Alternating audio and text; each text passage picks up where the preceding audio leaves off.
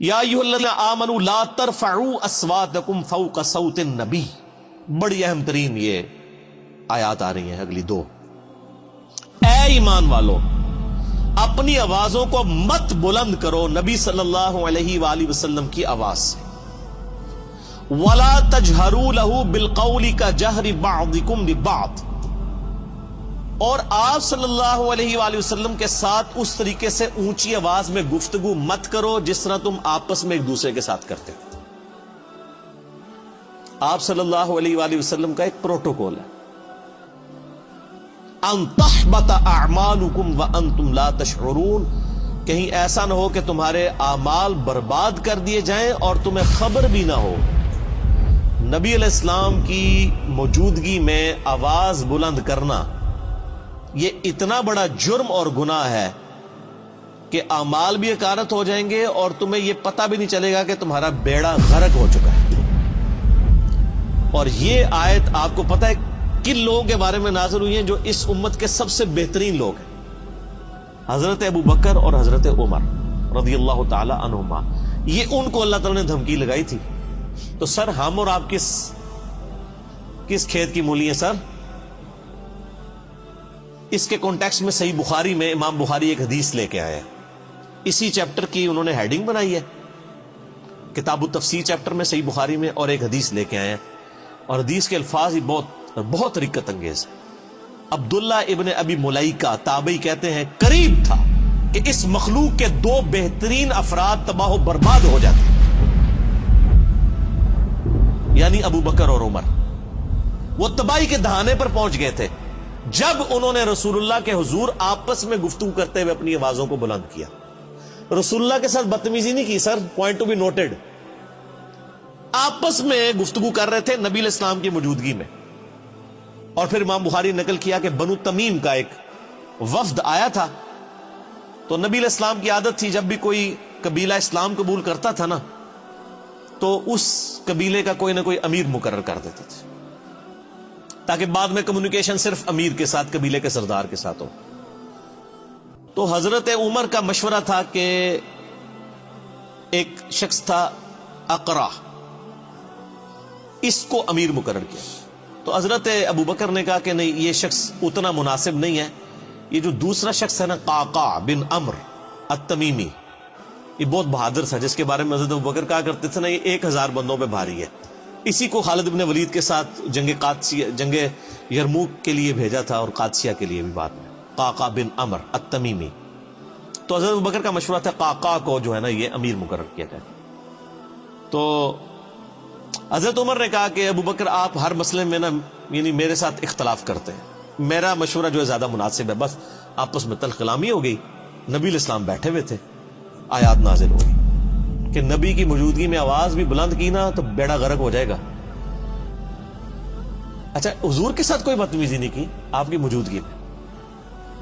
یہ آیات نازل ہوئی تو اس حدیث کے الفاظ ہیں کہ حضرت عبداللہ ابن زبیر کہتے ہیں یہ آیات جب نازل ہوئی تو حضرت ابو بکر، حضرت عمر جو ہے نا، یہ تو نبی علیہ السلام کے سامنے اتنی پست آواز میں بولنا شروع کر دیا کہ آپ کو آواز سنائی بھی نہیں دیتی تھی. سرگوشی میں بات کرنی شروع کر دی. ڈر گئے سارے ایمان والے، ڈر جاتے ہیں نا. حضور کے ساتھ جب بات کرتے تھے تو سرگوشی میں، اور حضور صلی اللہ علیہ وسلم کہتے تھے اونچا بولو مجھے سمجھ نہیں آ رہی. یہ بخاری کے الفاظ ہیں. اتنا ڈر گئے. تو اگر نبی علیہ السلام کی موجودگی میں آواز بلند کرنے سے ابو بکر اور عمر کے اعمال برباد ہو جائیں تو نبی علیہ السلام جس بات کا حکم فرما دے اس حکم کی کو مخالفت کر دے، اس کا بیڑا غرق نہیں ہوگا. آج ہم کسی کو بتائیں کہ بخاری اور مسلم میں نماز کا طریقہ یہ لکھا ہے کہ نبی علیہ السلام رکوع میں جاتے وقت، رکوع سے اٹھتے وقت رفع الیدین کرتے تھے، اور تم بھی اسی طریقے کے اوپر نماز پڑھو. اور وہ کہ جی میرے بابا جی یہ کہتے ہیں، میرے عالم صاحب یہ کہتے ہیں، میرے ابا جی تہنج پڑھ دینے، تو اس کے اعمال بچ جائیں گے. اگر نبی علیہ السلام کی موجودگی میں آپس میں گفتگو میں آواز بلند کرنا تباہ و برباد کر دے گا اعمال کو، اور نبی علیہ السلام جس بات کا حکم دے رہے ہیں اس سے مخالفت کرنا اس سے 1 کروڑ گنا بڑا جرم.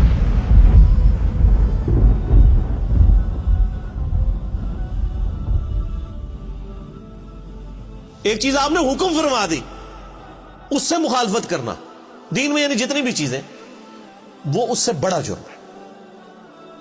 اس کے اندر امپلائڈ ہے یہ چیز. یہ نہ سمجھے کہ یہ حضرت ابوبکر عمر کے لیے اور آج جناب ہماری تو خیر ہے جو مرضی کرتے رہے, ہم نے کون سا حضور کے پاس جا کے بیٹھنا ہے کہ ہماری آواز بلند ہوگی.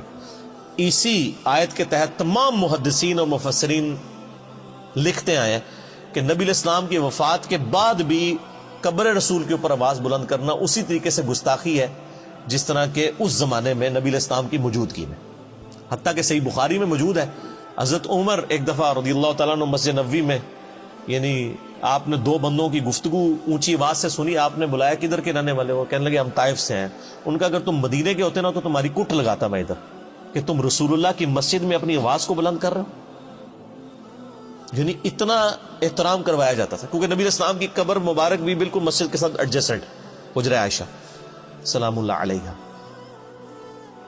اسی لیے تمام مفسرین ایون ابن کثیر کو اٹھا کے دیکھیں, اسی آیت کے تحت انہوں نے لکھا ہے کہ یہ نہ سمجھے کوئی کہ نبی علیہ السلام جب تک دنیا میں موجود ہے, نہیں, آج بھی قبر رسول پہ کوئی شخص اپنی آواز بلند نہیں کر سکتا. اور آپ کو حیران کن بات بتاؤں, یہ سورۃ الحجرات کی آیات روضہ شریف کے اوپر آج بھی لکھی ہوئی ہیں. سر یہی دو آیات, آیت نمبر 2 اور 3, یہ لکھی ہوئی ہیں روضہ شریف کے اوپر, ایگزیکٹ جالیوں کے اوپر. جب حضرت ابوبکر عمر نے نبی علیہ السلام کے بارے میں اتنی احتیاط شروع کر دی نا, تو پھر اگلی آیات بھی نازل ہو گئی. ان الذین یغضون اصواتهم عند رسول اللہ, بے شک وہ لوگ جو اپنی آوازوں کو دھیما رکھتے ہیں رسول اللہ کی بارگاہ میں. اولئک الذین امتحن اللہ قلوبهم للتقوی, یہی وہ لوگ ہیں جن کے دلوں کو اللہ نے پرہیزگاری کے لیے چن لیا ہے. یعنی پرہیزگاری کا کرائٹیریا ہے تعظیم رسول صلی اللہ علیہ وآلہ وسلم. جو جتنا آپ صلی اللہ علیہ وآلہ وسلم کی عزت اور توقیر کرنے والا ہے وہ اتنا ہی متقی اور پرہیزگار ہے.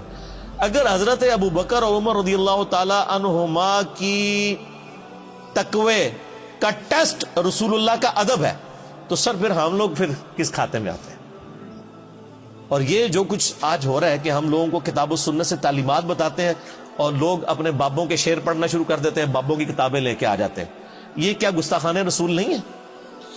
یہ بھی اسی لیول کے بلکہ اس سے بڑے گستاخانہ رسول ہوں گے کہ اگر یہ نبی علیہ السلام کی موجودگی میں آواز بلند کرتے, وہ چھوٹا جرم ہے اس مقابلے میں کہ آپ کوئی حکم دیں اور آپ کہیں جی میں نے تو اس پہ نہیں چلنا, میں نے تو اس چیز پہ چلنا. بہت بڑا لمحہ فکر.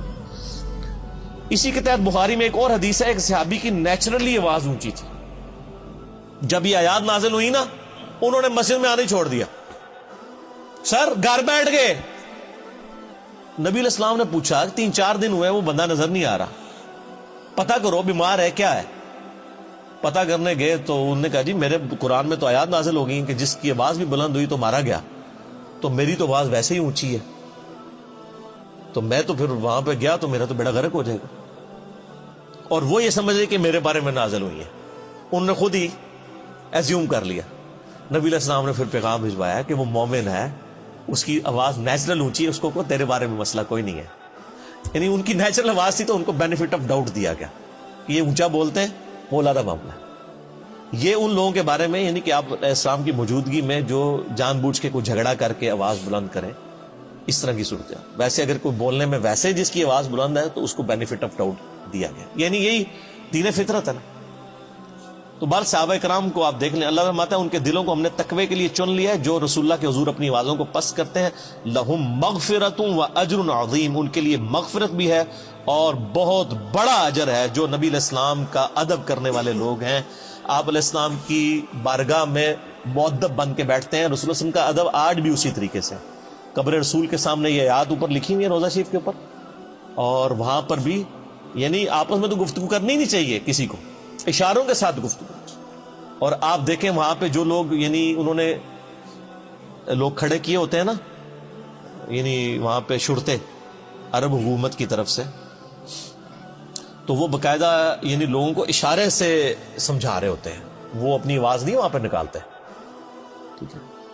اور ہمارے ماشاءاللہ پاکستانی اسلام عرض کرنے کے لیے جاتے ہیں نا تو پھر جالیوں کے سامنے کھڑے ہی ہو جاتے ہیں. وہ یہ بھول جاتے ہیں کہ پیچھے ہزاروں لوگ ہیں جو باب السلام سے داخل ہو کے باب البقیع سے انہوں نے باہر نکلنا ہے. یعنی ایک طرف سے لوگ داخل ہوتے ہیں اور پھر روضہ شریف پہ حاضری دے کے دوسرے دروازے سے باہر نکلنا ہے. اگر بیچ میں لوگ کھڑے ہو جائیں تو پچھلے والوں نے حاضری کیسے دینی ہے؟ تو چند لمحات کے لیے آپ کھڑے ہوں, صلاۃ والسلام عرض کریں, وہ 4 کتابوں میں صحیح سند کے ساتھ آیا ہے، المصنف ابن ابی شیبہ میں، اور الموطا امام مالک میں، سنن الکبریٰ البیہقی میں، اور فضل الصلاۃ علی النبی میں، اور مصنف ابن ابی شیبہ کا نمبر بھی مجھے یاد ہے 11793 کہ عبداللہ بن عمر جب بھی قبر رسول پہ حاضر ہوتے، جب کبھی بھی سفر کا ارادہ کرتے یا واپس آتے تو پہلے مسجد نبی میں 2 نفل پڑھتے، پھر روضہ شریف پہ آ کے عرض کرتے السلام علیکہ یا رسول اللہ، پھر السلام علیکہ یا ابا بکر، یعنی ساتھ ابو بکر کی قبر کے اوپر رضی اللہ تعالیٰ عنہما، اور پھر سیدنا عمر کی قبر کے اوپر السلام علیکہ یا عمر، اور بعض روایتوں میں آتا ہے السلام علیکہ یا ابتا، میرے باپ آپ پر سلام ہو۔ اور ابو داؤد میں حدیث ہے کہ میری قبر پہ میلہ نہ لگا لینا، دنیا کے کسی بھی حصے میں درود پڑھو گے اللہ تعالیٰ تمہارا درود میرے تک پہنچا دے گا۔ تو درود پڑھنے کے لیے بھی وہاں پہ میلہ نہیں لگایا جا سکتا، وہ لوگ پورا جناب وہ صلاۃ و سلام شروع ہوتے ہیں، پھر وہ آدھا گھنٹہ کھڑے رہتے ہیں، پھر سیلفیاں بنا رہے ہوتے ہیں، پھر ویڈیو ریکارڈ کر رہے ہوتے ہیں اور سمجھ رہے ہوتے ہیں کہ نیکی کا کام کر رہے ہیں۔ نبی علیہ السلام فرمایا کہ درود و اسلام کے لیے بھی میری قبر پہ میلہ نہیں لگانا، یعنی سب سے بہترین کام روضہ شریف میں کیا ہو سکتا ہے؟ صلاۃ و سلام عرض کرنا۔ درود شریف صحیح مسلم میں حدیث ہے جو ایک دفعہ درود شریف پڑھے اللہ تعالیٰ اس پہ 10 رحمتیں نازل فرمائے گا۔ سنن نسائی میں موجود ہے 10 رحمتیں بھی نازل فرمائے گا، 10 گناہ بھی معاف کر دے گا، 10 درجات بھی بلند کر دے گا۔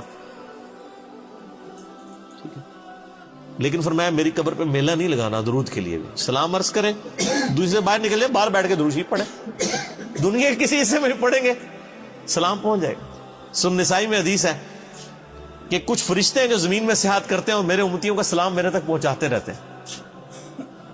بخاری مسلم میں حدیث ہے جو آپ نماز میں پڑھتے ہیں السلام علیکم ایھا النبی ورحمۃ اللہ وبرکاتہ، السلام علینا وعلی عباد اللہ الصالحین، تو اللہ تعالیٰ زمین و اسمان میں ہر بندے تک جس پہ آپ سلام پڑھ رہے ہیں سلام پہنچ جائے گا۔ السلام علینا وعلی عباد اللہ الصالحین، عباد اللہ الصالحین میں تمام انبیاء، تمام فرشتے، تمام صحابہ اور صحیح العقیدہ جو اولیاء اللہ گزرے ہیں وہ سارے کے سارے شامل ہیں، اللہ تعالیٰ سلام پہنچا۔ بہرحال یہ ایک ڈیٹیل طرف ٹاپک ہے میرا، درود شریف پہ مسئلہ نمبر 56 آپ ڈیٹیل کے ساتھ 2 گھنٹے کا دیکھ لیں، اس میں میں نے کئی ایک احکامات اور بھی بتائے۔